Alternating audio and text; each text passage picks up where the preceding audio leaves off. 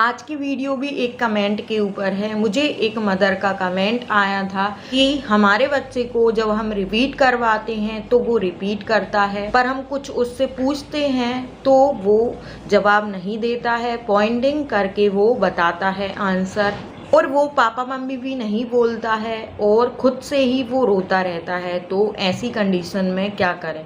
तो देखिए, कई सारे पेरेंट्स की ये प्रॉब्लम होगी, इसलिए मैंने ये कमेंट लिया हुआ है। क्योंकि आजकल बच्चे ज़्यादा बोलना ही नहीं चाहते हैं, क्योंकि उनका काम इशारों में ही हो जाता है, इसलिए वो बोलना नहीं चाहते हैं। तो आपको बच्चे को सिचुएशन देना होगा, आपको उसको बोलने के लिए मजबूर करना होगा, उसकी बातों को इशारों में नहीं समझना होगा।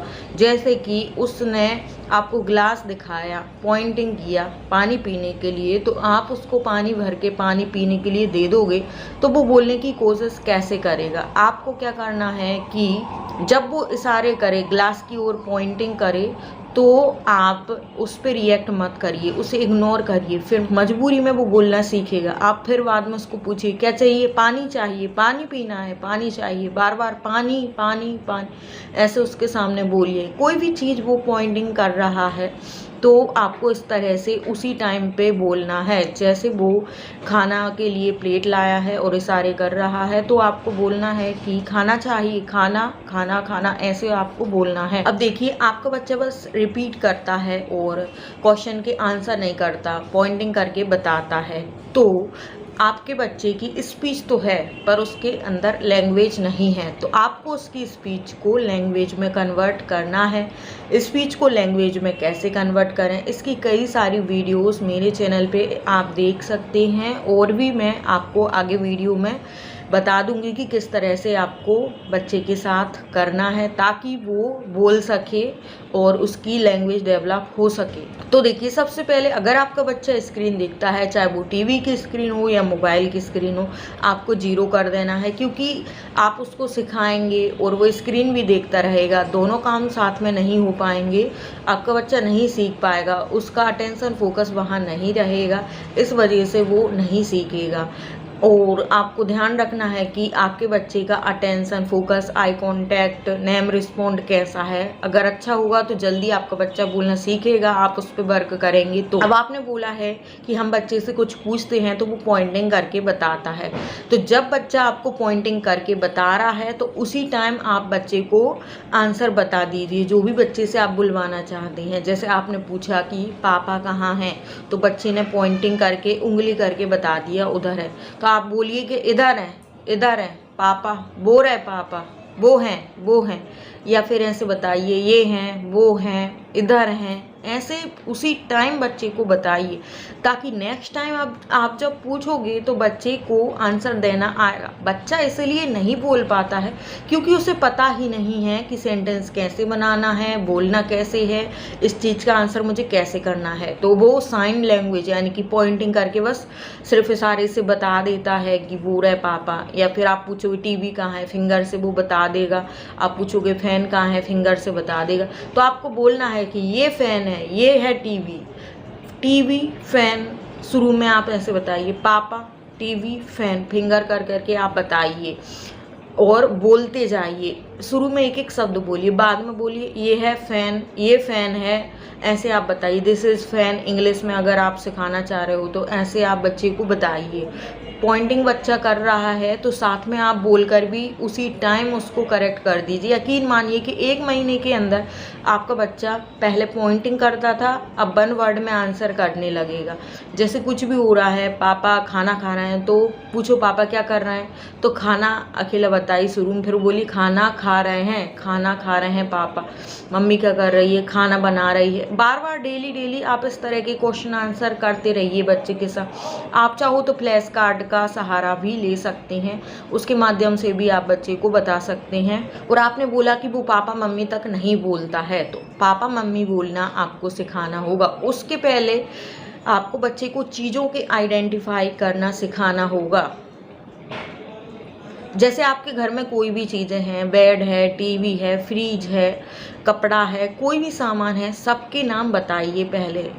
और फोटो में भी बताइए, फ्लैश कार्ड में, और रियल में भी आप बच्चे को बताइए। जब बच्चों को चीज़ों के आइडेंटिफिकेशन याद हो जाएंगे कि किस चीज़ का क्या नाम है, और आपको बच्चे को जो एनिमल होते हैं घर के बाहर घूमते हैं, डॉग है, काऊ है, कैट है, उनको भी बताइए, क्योंकि बच्चे को एनिमल से थोड़ा ज़्यादा लगाव होता है, इसलिए वो जल्दी सीखते हैं। आप बताएंगे डॉग है, कैट है, काऊ। आप बच्चे को पापा मम्मी बोलने से पहले वही सब एनिमल्स के चीज़ों के नाम सिखाना होगा बच्चे को जो हमारे घर के आसपास रहते हैं, जिससे बच्चा आइडेंटिफिकेशन करना सीखेगा, बोलना सीखेगा किस चीज़ का क्या नाम है, तभी बच्चा सीख पाएगा। आपको ये सब सिखाना होगा बच्चे को सबसे पहले। अब आपने बोला है कि बच्चा बिना मतलब के ही खुद से ही रोता रहता है, तो इसके लिए आपको सबसे पहले जानना होगा कि बच्चा क्यों रो रहा है। आप बच्चे की मदर हैं, आपको सबसे ज़्यादा नॉलेज होगा कि मेरा बच्चा क्यों रो रहा है। आपको खुद को ये पता करना होगा कि किस वजह से बच्चा रो रहा है। अपने आप बच्चा ऐसे ही नहीं रोता है, कोई ना कोई उसका रीज़न होता है, या फिर आपके बच्चे को कोई बात समझ नहीं आ रही है इसलिए वो रो रहा है, या फिर कोई और भी रीज़न हो सकता है, उसको कोई प्रॉब्लम हो सकती है, सेंसरी इशू हो सकते हैं। शायद आपने जो कपड़े उसको पहनाए उसमें उसको खुजली हो रही हो, उसको वो जम नहीं रहे हों, हो सकता है, कोई भी कारण हो सकता है। आपको वो कारण जानना है और वो कारण का आपको निराकरण करना है कि क्यों आपका बच्चा रो रहा है। और फिर भी आप पता नहीं लगा पा रहे हो तो उसके लिए एक ही तरीका है कि आपको अपने बच्चे की लैंग्वेज को डेवलप करना होगा। जब आपका बच्चा अच्छे से बोलने लगेगा, अपनी चीज़ें एक्सप्रेस करने लगेगा, तभी आपका बच्चा बता पाएगा कि उसे क्या प्रॉब्लम हो रही थी और कैसे, और वो क्यों रो रहा था, तभी वो पूरा एक्सप्लेन कर पाएगा। जैसे आपको लग रहा है कि आपके बच्चे ने जो कपड़े पहने हैं वो उसे उसमें खुजली हो रही है, या फिर वो टाइट लग रहे हैं, लूज़ लग रहे हैं, उसको कंफर्ट फील नहीं हो रहा है, तो आप पूछिए कि क्या हुआ, टाइट है, लूज़ है, ऐसे आप पूछिए बच्चे को कि क्या हो रहा है आपको। ऐसे पेट पे हाथ फेर रहा है बच्चा या देख रहा है तो पूछो पेट दर्द हो रहा है क्या।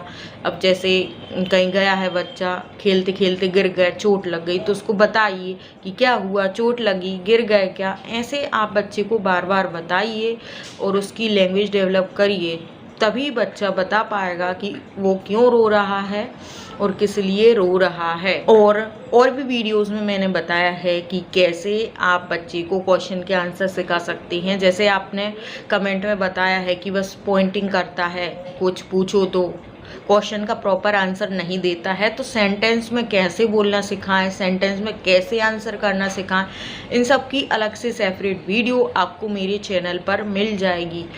आप यकीन मानिए 1-2 महीने में ही आपका बच्चा क्वेश्चन के आंसर सेंटेंस में करने लगेगा। मेरी लड़की भी पहले 3.5 साल की एज तक कुछ भी आंसर नहीं कर पाती थी, ना ही वर्ड में कर पाती थी, ना ही सेंटेंस में आंसर कर पाती थी। बस वो नीड बेस अपना बोल लेती थी कि पानी चाहिए, एप्पल चाहिए, बस इतना ही बोल लेती थी और कुछ वो नहीं बोल पाती थी। कोई भी क्वेश्चन के आंसर नहीं कर पाती थी। जैसे मैं पूछती थी पापा क्या कर रहे हैं, मम्मी क्या कर रहे, आप क्या कर रहे हो, आप कहाँ जा रहे हो, कोई भी आंसर नहीं दे पाती थी। स्टेप बाय स्टेप मैंने इन्हीं तरीक़ों से मेरी लड़की को बोलना सिखाया हुआ है। यकीन मानिए आप भी अपने बच्चे को सिखा सकते हैं। 2 महीने के अंदर मेरी बेटी सेंटेंस में क्वेश्चन के आंसर करने लगी थी, और इस तरह से आप अपने बच्चे को आंसर करना सिखा सकते हैं। आई होप कि आपको क्लियर हो गया होगा कि आपको क्या करना है अपने बच्चे के साथ। तो कुछ और पूछना है, किसी को और टॉपिक पे वीडियो बनवाना है तो कमेंट करके आप बता सकते हैं। वीडियो अच्छा लगा हो तो लाइक शेयर कर दें, चैनल पर नए हैं तो सब्सक्राइब भी कर दें। तो चलिए आज के लिए बस इतना।